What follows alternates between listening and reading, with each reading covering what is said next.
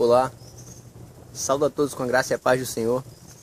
E o motivo desse vídeo é tentar desafiar a nós cristãos a viver a Bíblia e não só pregá-la. Eu tenho estudado e ao longo desses estudos muita coisa o Espírito Santo tem falado grandemente comigo de como ele age e como Deus tem agido com o seu povo desde os primeiros tempos e continua agindo e cuidando dele até hoje. E a passagem da saída do povo de Israel do Egito, por exemplo, ela narra grandes prodígios da presença do Senhor. Ela narra a coluna de fogo, ela narra a nuvem que seguia com o povo para onde quer que ele fosse, ela narra que as roupas não se desgastavam, ela narra as revoadas de codorna, ela narra a rocha que brotou água e sinais que com certeza não deixariam a minha fé e nem a sua abalar. Pelo menos assim foi que eu comecei a raciocinar e a julgar o comportamento do povo de Israel enquanto estudava esse trecho da história. E o que aconteceu foi que o Espírito Santo me mostrou que nós continuamos duvidando do cuidado do Senhor até hoje. Quando o milagre ele fica constante, ele acaba passando despercebido. O nascer do sol, as nossas refeições, o fato de que às vezes nós temos um teto sobre nossa cabeça e confortos que muitos outros não têm. É um cuidado do Senhor que acaba passando despercebido por nossa vida. O povo de Israel começou a viver diariamente com a nuvem sobre o povo enquanto ele caminhava sobre o deserto, para que a intempérie do sol não castigasse. O povo se acostumou a ter a proteção e a iluminação da coluna de fogo ao seu redor, para que a noite ficasse mais segura. O povo se acostumou com o maná que todos os dias vinha. E depois de todos esses prodígios, tudo que Deus fez no Egito, a passagem pelo Mar Vermelho, o povo ainda duvidou e decidiu voltar para onde estava antes. Eu creio que nós cristãos muitas vezes fazemos isso. Nós queremos voltar para onde nós estávamos antes. Nós duvidamos do carinho e do cuidado desse Deus maravilhoso, de tão comum que pode acabar se tornando a poderosa mão de Deus sobre a minha e sobre a tua vida.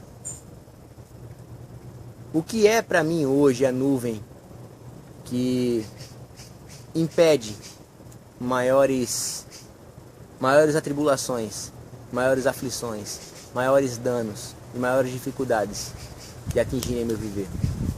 O que é hoje a coluna de fogo que me protege do temor e da escuridão noturna? O que é na minha e na tua vida que representa hoje o manar diário que o Senhor sempre tem mandado? Está faltando nos cristãos de hoje essa gratidão. Está faltando nos cristãos de hoje essa certeza de que Deus ele vai cuidar da gente constantemente, abundantemente. Nós precisamos estar fazendo a diferença como sal e luz na terra. Está na hora de nós começarmos a viver o Evangelho. Está na hora de nós começarmos a tentar amar como Cristo amou, a tentar cuidar como Cristo cuidou, a tentar ser povo de Deus, como Israel foi no passado.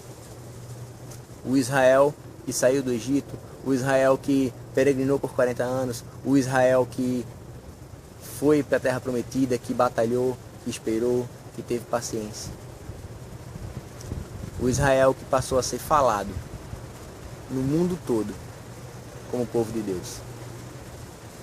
Quem é o povo do Senhor hoje? Quem é o povo de Deus hoje?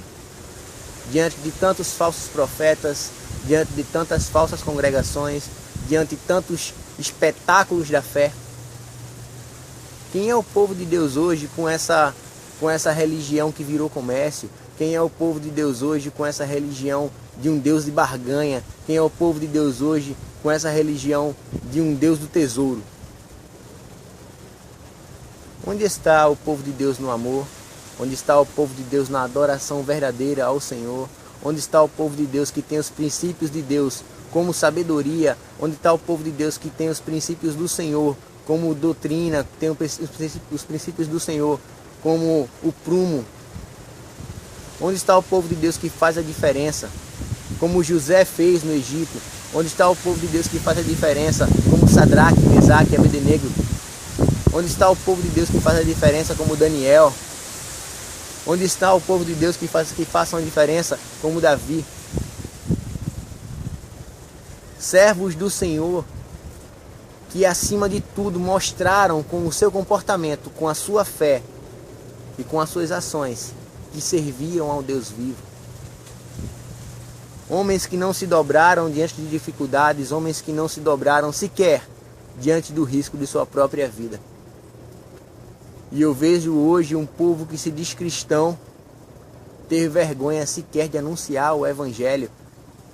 Um povo que se diz cristão não saber pregar a boa nova de que há sim salvação para todos, de que há sim misericórdia do Senhor para todos, para a minha vida e para a tua vida. Onde está o povo de Deus que ama o pecador e abomina somente o pecado? Onde está o povo de Deus que, quando é atingido, em vez de se prostrar ao nosso Deus e orar, com falta de sabedoria e com a impulsividade meramente humana como qualquer um, desperdiça a chance e a oportunidade de mostrar como Deus ama? Onde está o povo de Deus que ama, sem esperar nada em troca, como Cristo fez na cruz? Onde está o povo de Deus que cuida, simplesmente por amor? Onde está o povo de Deus que orienta? Onde estão os cristãos que permitem simplesmente que Cristo bata a porta para que todo mundo, por livre e espontânea vontade, permita ou não que Cristo entre? Mas a palavra nos fala que quando Cristo entrar, Ele ceará conosco. Onde estão os cristãos? Onde estão os cristãos que são moradas para o Espírito Santo? Onde estão os cristãos que fazem diferença com sabedoria e amor na vida de quem está aflito ou perdido? Onde estão os cristãos que serão suporte para esse mundo de hoje tão complicado? Onde estão os cristãos que serão ferramentas para salvar a vida de milhares e milhões? Ainda que sejam milhares e milhões de pessoas que não sirvam a esse Deus que nós servimos, como foi com José, por exemplo.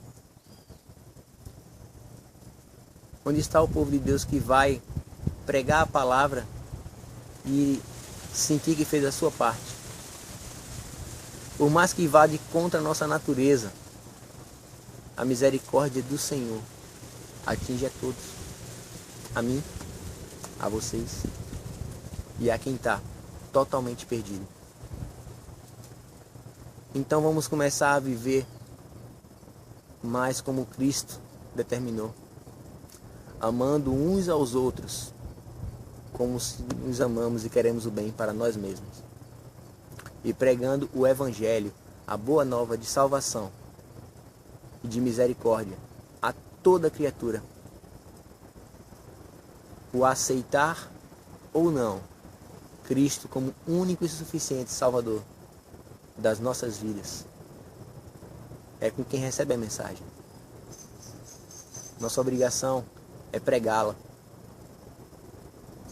e não só de lábios, de ações. Se Cristo está em mim, eu tenho que transbordar o amor que Ele sempre transbordou. Se Cristo está em mim, eu tenho que transbordar as qualidades de caráter que ele sempre transbordou. Se Cristo está em mim, eu tenho que anunciá-lo a toda e qualquer criatura.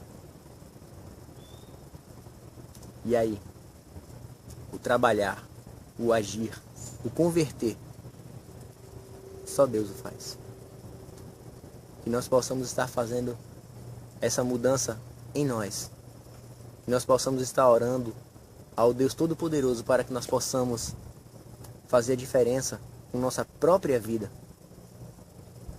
Que nós possamos ser ferramenta nas mãos do Senhor para consertar coisas pequenas e grandes nesse mundo onde estamos nele para fazer a diferença. Porque um dia a trombeta toca e Cristo vem buscar a sua igreja. Que sejamos igreja e sejamos morada do Espírito Santo. Que sejamos a representação do caráter de Cristo aqui na terra. Que Deus nos abençoe grandemente. Que Deus esteja abençoando a tua vida. Onde quer que você chegue, que a presença do Senhor chegue contigo. Em nome e por amor do teu amado Filho Jesus Cristo. Essa é a minha oração. Fiquem na paz.